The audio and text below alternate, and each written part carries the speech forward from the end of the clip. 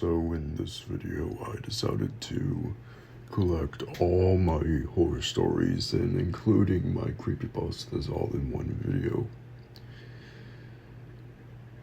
And you can see how my voice has progressed over the years. Well, in 1 year, I guess. But enjoy this compilation of my entire horror stories. I am a 7-Eleven gas station employee just got off the night shift. I live about 30 minutes away from home and a 40-minute walk. I bought a light for my bike so I can ride it at night without getting pulled over by the police. As I got on my bike, I saw a strange man walking at a fairly fast pace by walking. I was too afraid to ask what he was doing as he was heading right to me. I got on my bike and pedaled as fast as I can. And every 20 minutes I would hear him say, "Where are you going?" It scared the hell out of me. My legs were in pain, but I couldn't stop pedaling. I pedaled even faster to a point where my legs were in pain and I was begged to stop, but I didn't stop. I kept on pedaling as fast as I can until I had the urge to say something to his question. "To the police station." And then he stopped following me. And I made it home safe. I quickly ran up the stairs into my apartment. And I locked the door to make sure he wasn't following me. And to this day, I am forbidden from doing the night shift. I asked my boss if I could do a day shift, and he said yes. I told him about the experience I had. It was scary for me, and he believed me, and he told me that many coworkers experienced this, and I was forbidden from ever doing the night shift ever again. It was a cold, late evening in Oklahoma during the 90s when a woman, let's call her Susan, stopped at a quiet, almost empty gas station on her way home from work. This place was dimly lit, with only one car nearby. She got out, locked her car, and started pumping gas. She noticed a man a few pumps away, but he wasn't filling a car. He was just loitering, watching. Susan felt uneasy, but told herself not to overreact. She finished, got back in her car, and was about to drive off when the gas station attendant started waving and shouting at her to stop. Startled, she rolled down her window. "Hey, come back inside. There was a problem with your card," he said, confused because she paid in cash. She hesitated. The man seemed urgent and almost panicked. Reluctantly, she turned off her car and walked inside the gas station. The moment she stepped inside, the attendant locked the door behind her, and he said in a low voice, "I'm sorry, I lied. There is nothing wrong with your card. I saw a man crawl into the back of your car while you were pumping gas." Her blood ran cold. They called the police immediately when the officers arrived and opened the back door. They found a man crouched down holding a large knife. He had quickly opened the unlocked door while she was distracted and waited for the right time to strike, probably planning to force her to drive to a remote location or worse. The man was arrested on the spot. He had a criminal record and was later found to be wanted for multiple assaults. The gas station's clerk, quick thinking and willingness to act, despite how crazy he might have sounded, likely saved Susan's life. Been a 911 dispatcher for over 11 years. You learn to keep a calm voice when someone's screaming on the other end, but nothing prepared me for the call I got on a cold Tuesday last November. It started with silence. That's not uncommon. Some people panic, others can't speak, and some accidentally dial. but the silence was different. I could hear what sounded like breathing, slow, controlled, almost like someone trying to make sure they weren't heard. 911, what's your emergency? I asked, listening closer. More silence, then a whisper. He's in my house. It was a woman. She sounded young, early 20s maybe. Her voice shook, but she was clearly trying not to panic. I asked her for her address. She didn't respond. Then she said, I'm in the closet. He has a knife. I muted my mic and monitored to my supervisor to track the call. I kept my voice steady.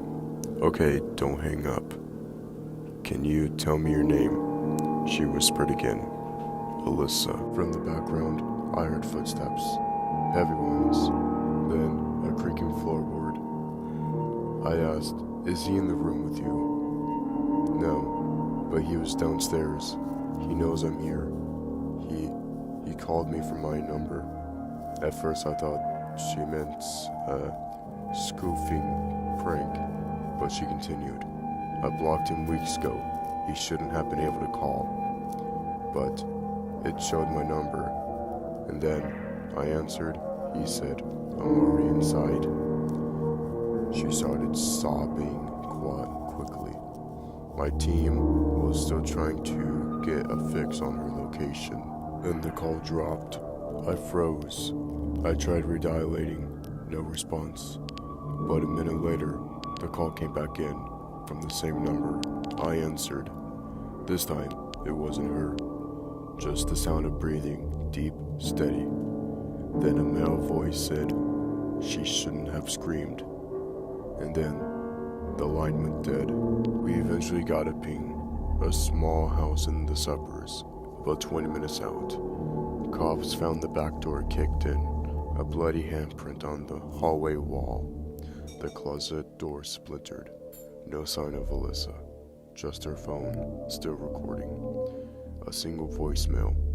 It was her, whispering, if I don't make it.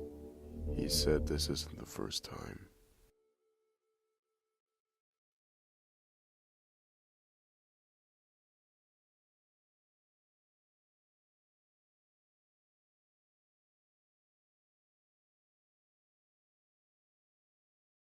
About 2 years ago, I was driving home from a family reunion party late at night, and the drive was about 2 hours. I didn't stay that night because I had to go back to work the following day. Most of the drive was on roads with dense bushes and trees on either side. The real creepy ones you see a lot in movies. Anyway, I had been driving about 45 minutes and I started to get really tired. You know how sometimes you suddenly become really tired out of nowhere? Well, yeah, that happened to me, but I knew I wasn't going to last. But I didn't come across any places that I felt I could park and safely sleep. Anyway, after it became clear to me I wasn't going to find a place to pull up and my tiredness wasn't going away. But I did something very questionable. I pulled over on the side of the road onto the grass behind some bushes to try to hide my car from anybody who was going to come past. The roads weren't empty. I came across another car, very few minutes or so. I made it neutral. Note that the time was 11:22, and then fell asleep. Sometime later, I was awoken by a scratching sound. I looked at the clock, 11:50. The sound stopped after a few seconds, and because I was still extremely tired, I didn't bother looking around and simply went back to sleep. I was later awoken by the same sound, and it was now 12:40. This time it really freaked me out, because the sound didn't stop. The thought ran across my mind that it was just an animal inspecting the car, but why would it return almost an hour later? It had left the previous time. I looked in my rearview mirror and just managed to catch a glimpse of something running away into the forest. Now, at the time, I thought it was the damn hook killer. You know, the one that scratched the couple's car and then slaughtered the guy when he got out to investigate. Fuck that. I thought to myself I should get the hell out of there. There was a bend not more than 100 yards up the road, and as I came out, there was a fucking car parked off the side of the road with the driver inside. Door opened. I slowed down just to see if anyone was in there. There wasn't. Then I looked in my rear view mirror. I didn't see anything. And all of a sudden, this guy comes sprinting out around the corner. He starts screaming at me, shouting stuff like, Hey you, get the fuck out of the car now. I noped the fuck out of there and sped off. I never saw the guy again. Moral of the story, don't fucking sleep on the side of a deserted road.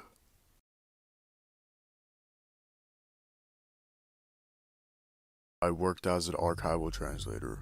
Mostly did Soviet documents. When I found the file, it was misshipped in a shipment from Belarus faded paper, written in both Russian and strange broken German.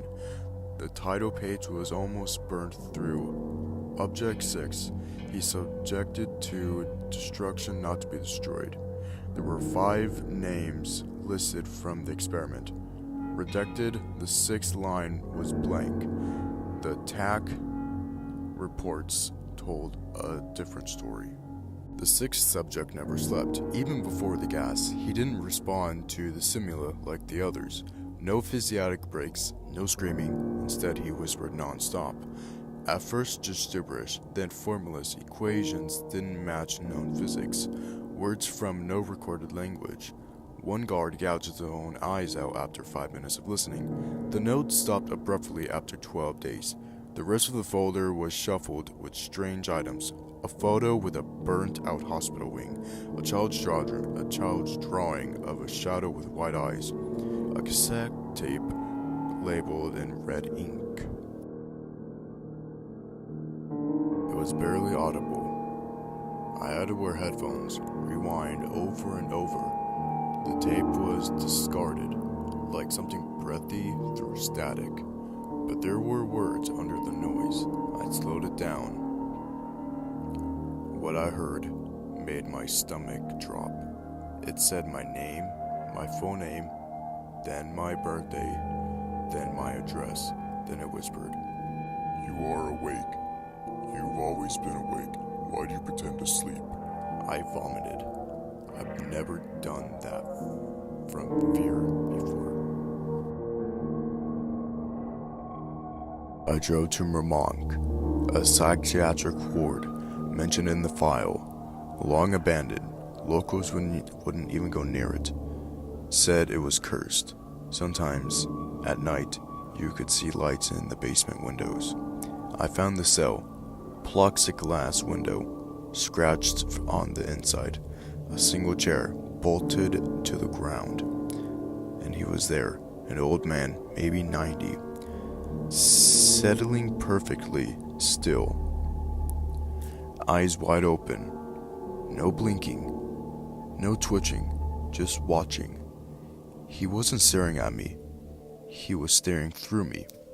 His lips moved constantly, but there was no sound. I recorded it and played it back, no audio. But in the moment, I swear I heard it in my head, not with my ears. They killed the others because they screamed. I whispered. I remembered. That sleep is a trap. I stepped back. I felt like I was floating or drowning.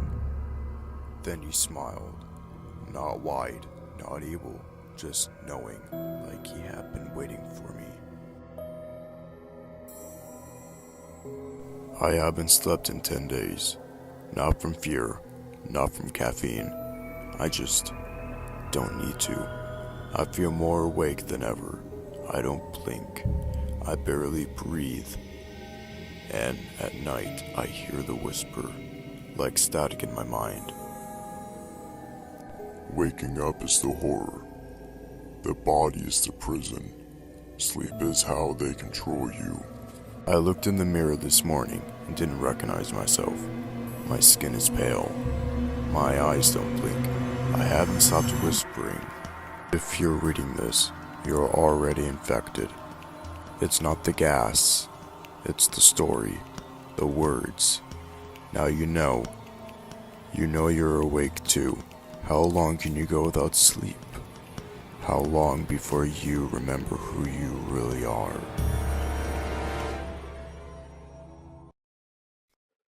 I used to work the night shift at a gas station off of Highway 285 in northern New Mexico. One road in, one road out. The kind of place where nothing happens until it does. My manager was this guy named Javier. Cool dude, smoked more than he breathed. But on my first night, he gave me 2 rules. Dead serious. Don't go out to the pumps after midnight. If anyone pulls up to pump 6, don't look at them, don't talk to them, just lock the door. I laughed, thought it was just some small town hazing. He didn't laugh back, just stared at me, like he was remembering something he wanted to forget. Car pulls up. I glance at the monitor. Pump 6. No headlights, no engine, just there, like it had always been there. Someone stepped out. Tall, way too fucking tall. Limbs bending like they weren't used to having limbs. Long black hair, face down, still. Didn't pump gas, didn't come inside, just stood there, facing the store. I locked the door, killed the lights, and hid behind the counter like some sort of kid. For 6 minutes, silence. And then, gone. No footsteps, no engine, just gone. Pump 6 again. I don't even look this time. I just ducked down, lights off. But then I heard it. Whispering. Not English, not Spanish. Something old. Like something wrong. Then I hear my voice outside. You smell like your mother. Your bones are soft. I'll wear them better. 2 voices. One sounding like a dying animal. The other sounded just like me. By night 6, an old Navajo woman came in. Said she was just passing through. She looked at me, real calm. If you see it again, don't run, don't speak. Just show it your teeth. I didn't ask questions, I didn't want answers. By my final night, it didn't stop at pump 6. It came to the window, face pressed to the glass. The skin on its face was stretched like leather, dried too fast. Eyes black as oil, too many teeth, too wide of a smile. I stood up, smiled back, wide, forced, terrified. It tilted its head, smiled even wider, and then, next time, I'll smile first. It backed away, didn't turn around, just walked backwards, and vanished, like it never existed, like it was waiting. We shut down pump 6 after that, pulled out the hoses, but sometimes people still say they see someone standing out there around 1 a.m., watching, smiling, waiting. I never smile at the dark anymore. Siren Head isn't just a creature from urban legend. It's a towering skeletal abomination that blurs the line between myth, monster, and machine. Standing up to 40 feet tall, its embraced body is wrapped in dried corpse-like skin, but its head, it's not human at all. Instead, it has two rusted sirens fused to its shoulders, wired with twisting black cords and bone. It doesn't speak, it screams, but not just any scream. It mimics voices, the final cries of its victims, the calls of missing children, the sobs of your mother, or the voices of someone long dead. It plays them on loop over static to lure you in, and when you're close enough to believe it might be real, it strikes without a sound. Locals near forest towns and abandoned military zones tell of disappearances with no trace, no blood, no bodies. Just a strange emergency broadcast at 3:17 a.m. Radios and phones die in its presence. Static, whispers, then silence. Witnesses say Siren Head doesn't move when you look at it. It's as still as a telephone pole. But blink, and it's suddenly 10 feet closer. It moves in the silence. Its limbs can stretch, twist, even shrink to squeeze through doorways or tunnels. You could be hiding under a bed and it will fold itself like a nightmare just to drag you out. It prefers isolation, ghost towns, abandoned campsites, quiet trails where your screams won't be heard. But don't think you're safe in the city. Sometimes it follows the static. Sometimes it follows you. There are rumors that Siren Head is no ancient being, but a Cold War experiment gone wrong. A bioengineered weapon that escaped. Others say it's not from Earth at all. Some believe it doesn't feed on flesh, it feeds on fear, drowning strength from the panic it causes before it makes you vanish. But the most terrifying fact, it's been seen in daylight. It doesn't care about light, it doesn't care about God. It only cares that you're alone. It's always listening. Jeffrey Woods was a normal teenage boy living with his parents and younger brother Lou. They had just moved into a new neighborhood. At first things were fine, until one day, Jeff and Lou were approached by a group of bullies who tried to attack them. Jeff fought back and something inside him changed. After the fight, Jeff began feeling strange. He started having violent thoughts and urges. Days later, the bullies returned, and this time with weapons. Jeff fought back again, but this time, he nearly killed them. When the police arrived, Jeff was covered in blood.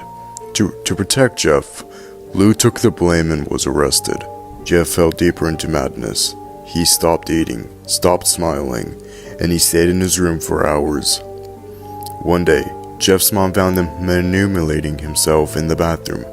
He carved a permanent smile into his cheeks with a knife and burned off his eyelids so he could never stop seeing his reflection. His skin turned pale from the chemical burns during the prior fight. When his parents saw what he had done to himself, they were horrified. Jeff snapped. He murdered his mom and dad in their sleep. Then he snuck into Lou's room, whispered, "Go to sleep," and stabbed himself in the heart. Through some visions, Lou survives, and later becomes a killer named Homicidal Lou. Jeff disappeared into the night. To this day, people report seeing a pale face with a twisted smile peeking through their windows at night. His catchphrase echoes in their nightmares, "Go to sleep."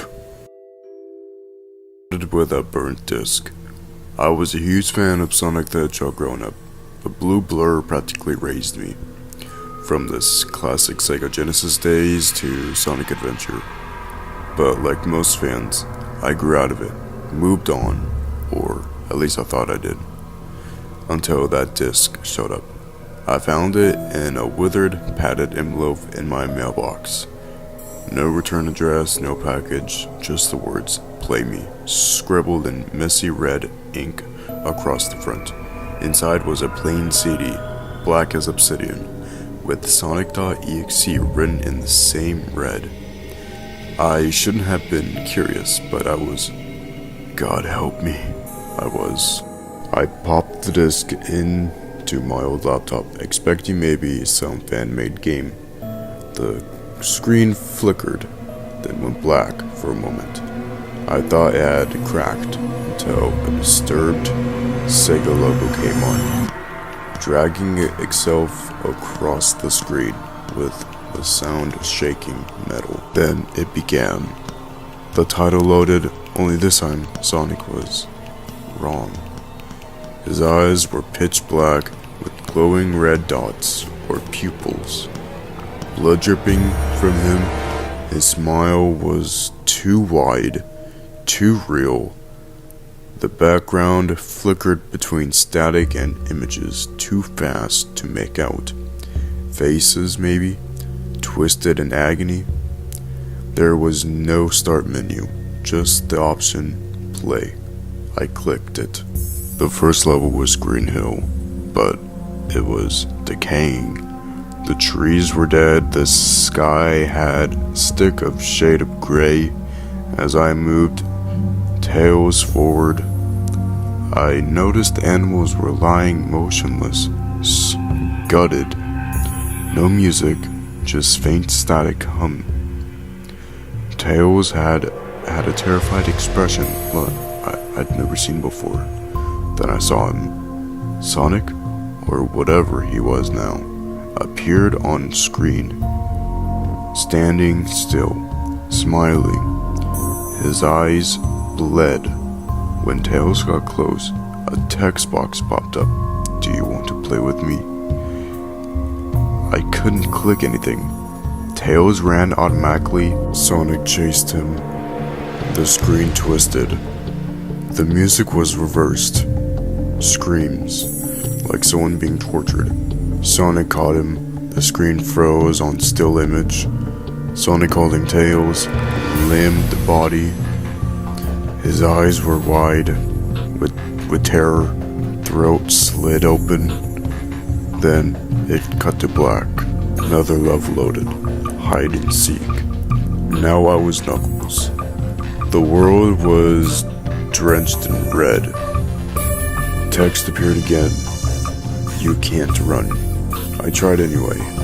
The screen glitched with each step. I could hear whispers. Not from the game, but from behind me. They were saying my name. I turned around. Nothing. Knuckles found Sonic again. He begged for his life in a distorted voice file that didn't belong in the game. Then silence. A single frame flashed, something I wish I could unsee. It was a photo of mutilated fox, nailed to a wall. Real, not pixel art. Real. Then Knuckles died too. Screen went black again. This time, it showed me a third character. My name. My real name. Now it's your turn. Redacted. How did it know? The laptop's CD drive clicked open. The disk was smoking. I pulled it out, burning my fingers. The laptop powered down on its own. It wouldn't turn back on. But the nightmares didn't stop. Every night I dreamt of Sonic dragging me through Green Hill Zone, laughing, his eyes bleeding every morning. I woke up with scratches, bruises. Once, a tiny black feather on my pillow. Then I found the photograph, taped to my door. It was me sleeping. Sonic was in the corner of the frame, peering through the window. I don't own a camera. They say Sonic.exe is just a game, a stupid pasta, a joke. But I know the truth. He's out there, somewhere in the static bit between code and consciousness. And once you play his game, he never stops playing with you. I've always been a heavy sleeper. The kind of person who could snooze through thunderstorms, barking dogs, even the rattling of trains when I lived near the tracks. But what woke me up that night wasn't sound at first. It was pressure, like something heavy leaning against my chest. pulling me out of a dream where the world bent and stretched like rubber. I opened my eyes to a shape above me. At first, I thought it was the shadows of the ceiling beams, but then I noticed it was moving. The head of a horse hanging inches above me. Its neck stretched endlessly into the darkness, so long that the body was nowhere near in sight. The skull was bare with no flesh, no skin, no eyes, just bone. Cracked and yellowed, but it wasn't lifeless. It tilted its skull as if it was studying me, vertebrae cracking faintly like beads sliding on a string. I wanted to scream, but no sound came out. And then, just as suddenly, the thing retracted its neck, slid back into the shadows, vertebrae by vertebrae, vanishing into some impossible distance. The last thing I heard, before blacking out, was a faint cracking like old wood bending. I told myself it was sleep paralysis. I wanted to believe it was, but the next day, I found a long black strand of hair across my pillow, thicker than rope, reeking of something rotten. That night, it came back again. This time, the horse's neck reached not just above my head, but across my room. The skull hovered near my desk, jaw slightly open as thought whispering. But no sound came out, only a feeling, a warning. I felt sick all day after my stomach twisted. When I finally dragged myself outside for some air, I realized every crow on the power line was dead, their necks snapped backward at unnatural angles. I stopped sleeping after that, but the long horse doesn't need you to sleep. By the fourth day, I started seeing its neck in reflections twisting in the grass of a bus window, slithering through the shine a puddle, carving across the reflection in my TV when it was turned off. Sometimes I'd only see a vertebrae, sometimes I'd see its skull, always watching, always bending closer. I read everything I could online. That's how I found others, stories about the long horse. They all said the same thing. It comes without a sound. Its neck stretches forever. It doesn't hurt you, it warns you. But warns me of what?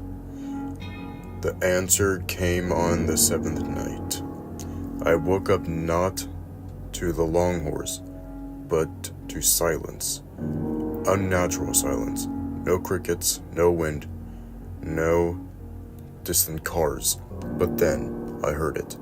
A knock downstairs. Not the knock of a visitor. Too slow, too heavy, shaking the frame of the door. 1 pause, 2 pause, 3. The long horse's skull stretched into my doorway, snapping vertebrae echoing in the air. Its jaw cracked open wider than it should have. And though no sound came out, I knew exactly what it was saying. Do not open the door. The knocking grew louder, violent, shaking the whole house. My front door splintered, wood cracking, hinges squealing, and just before it burst open, the long horse lunged forward, its endless neck wrapped around me, dragging me backward into a tunnel of vertebrae and shadows. I don't know how long I was inside. The world bent, twisted, stretched like it had in my dreams. Time didn't exist. There was only bone and blackness, and the faint groan of vertebrae shaking. When I woke up, it was morning. My house was intact, my front door untouched, but on the floor just inside there was footprints. Not human, not animal. Something crawled, something waiting.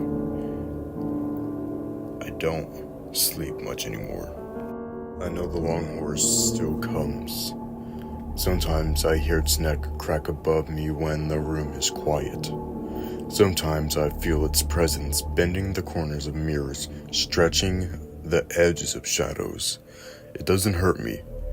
It's keeping me alive, which scares me more than anything, because if this thing exists just to warn me, then what's out there that I should be afraid of? I never believed in internet legends, Slender Man, Jeff the Killer, Laughing Jack. They were all just exaggerated stories meant to scare kids who spent too much time on the Creepypasta forums. At least, that's what I told myself when I moved into this old house on the edge of town. The house wasn't much, paint peeling off the walls, broken shutters, and the overwhelming stench of mildew that clung to everything. The landlord practically begged me to take it, muttering something about previous tenants leaving in a hurry. Cheap rent was all I needed to hear. The first night was quiet enough. I unpacked, ordered takeout, and fell asleep on the mattresses I had dragged into the living room. But somewhere around 3 a.m., I woke up to the sound of wet breathing, like someone inhaling through clogged sinuses. I froze. My room was pitch black, but I could feel something standing over me. I scrambled for my phone, turning on the screen for light. Nothing there, just the shadow of the ceiling fan spinning above me. I told myself I was imagining it and forced myself back to sleep. The next morning, I found something strange, a streak of dried blood on my bedsheet. At first, I thought I had gotten a nosebleed in the night. But when I checked, there was nothing. No scabs, no cuts, no reason for me to bleed. I ignored it. The second night, it got worse. I woke up again at 3 a.m. This time, there was no breathing. There was dripping. Steady to deliberate drops of liquid hitting the floorboards. I turned on my phone light again, nearly dropping it. There was a figure crouched in the far corner of the room. It was wearing a dark blue hoodie, hunched forward unnaturally like its spine was broken. But what froze me in place was its face, or rather the lack of one. Its skin was pale, grayish, stretched tight like leather over a skull. Two gaping black empty sockets stared at me, where its eyes should have been. There was only darkness, bottomless, empty voids. The thing hissed when the light hit it and scattered backward, knocking over a chair with inhuman speed before it could even scream. It was gone, vanished into the black hallway. I knew better. That night, I didn't sleep. I sat up in bed with a kitchen knife clenched in my hand. Phone flashlight pointed at the door. For hours, nothing happened. Then exactly 3 a.m., I heard it again. That wet, ragged breathing. The door creaked open. Standing in the hallway was the figure in the hoodie. Its face or mask glammed faintly in the dim light, eyeless and void of humanity. The socket seemed deeper this time, dripped with something black and thick. It moved closer. I tried to scream, but my throat closed. The knife shook in my hands. The last thing I remember before blacking out was its hand pressing against my chest, fingers impossibly cold, dragging into the wound it had carved before. When I woke up the next morning, the knife was gone. The bowl was back inside my bed, filled again with bloody chunks of raw meat. Only this time, I realized what I was missing. I was weaker. My inside was bandaged. But deeper, something inside me had been removed. Eyeless Jack had came back for another piece, and he's not done yet. Sleep alone. Not that I have a choice in the matter. The night always starts, and for that matter, always ends the same. Knock back a few sleeping pills, take off my socks, and let myself get drowsy. Couldn't tell you why I still take them, still. The pills, that is. I'm a creature of habit, you could say. Then again, she is. I guess you could say we're inseparable. Not that I planned it that way, that's just how it is. Every night, I wait, and every night, her face appears. No matter how badly I clog myself with prescription pills, I can feel her arrival. Sometimes she's just a face. Sometimes she's a jaggedly reorganized torso. I couldn't tell you what's worse. Her wide-eyed, contorted look of hatred, or that delirious look of malevolent joy spattered across its twisted face. It paces too, or it glides like it's on a conveyor belt back and forth. Her eyes never leave mine, eyes wide with rage.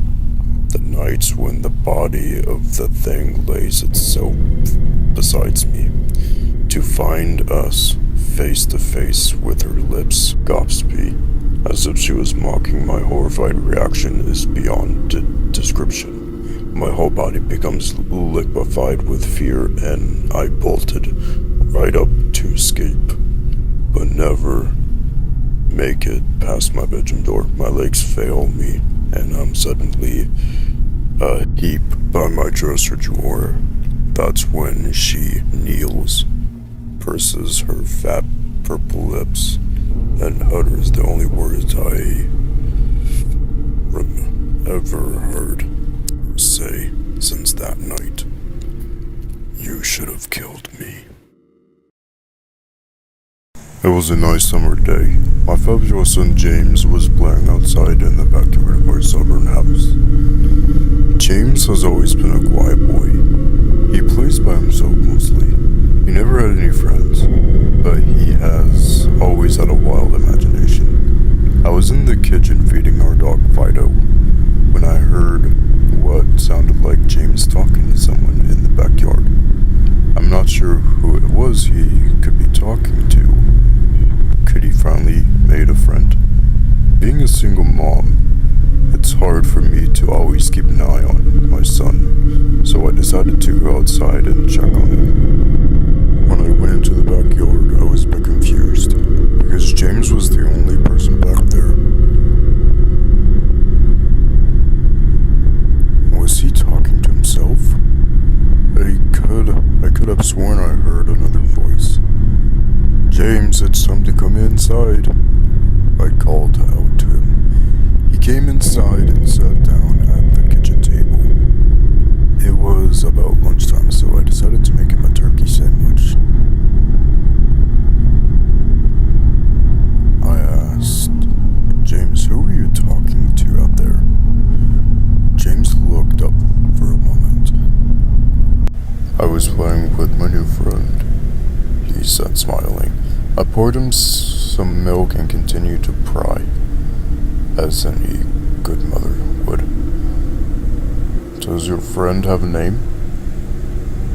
Why didn't you ask him to have lunch with us? I asked. James stared at me for a moment before replying. His name is Laughing Jack. I was a bit taken by what he said. Oh, that's a strange name. What does he look like? I asked, a bit confused. He's a clown. He has long hair and a big, swirly cone nose. He's got long arms and baggy pants with striped socks, and he always smiles. I realized my son was talking to an imaginary friend. I suppose it is normal for kids his age to have imaginary friends, especially when he has no real kids to play with. It's probably just a phase. The rest of the day went by pretty usual, and it was starting to get late, so I put James to bed, tucked him in, give him a kiss, and made sure to turn on his nightlight before I closed the door. I was pretty tired myself, so I decided to go to bed not long after. I had an awful nightmare. It was dark. I was in some sort of run-down amusement park. I was scared, running through endless field of empty tents, broken down rides, and abandoned game hunts. The whole place had a horrible look to it. Everything was black and white. The prized stuffed animals all hung from nooses in the game hunts, all with sick grins stitched on their faces. It felt like the whole park was looking at me, even though there wasn't another living thing in sight. Then suddenly, I began to hear music play. The sounds of Pop Goes the Weasel being played on the squeeze box echoed through the park. It was hypnotizing. I followed its tune to the circus tent, almost in the trace, unable to stop my legs from moving forward. It was pitch black. The only light came from a single spotlight shining on the center of the big top. As I walked toward the light, the music slowed down. I found myself singing along, unable to stop. All around the mulberry bush, the monkey chased the weasel. The monkey thought it was all in fun. The music stopped right before its climax, and suddenly the lights shot on. The intensity of the lights was practically blinding. All I could see was a small silhouette shuffle towards me. Then another one appeared, and another, and another. There were dozens of them, all coming toward me.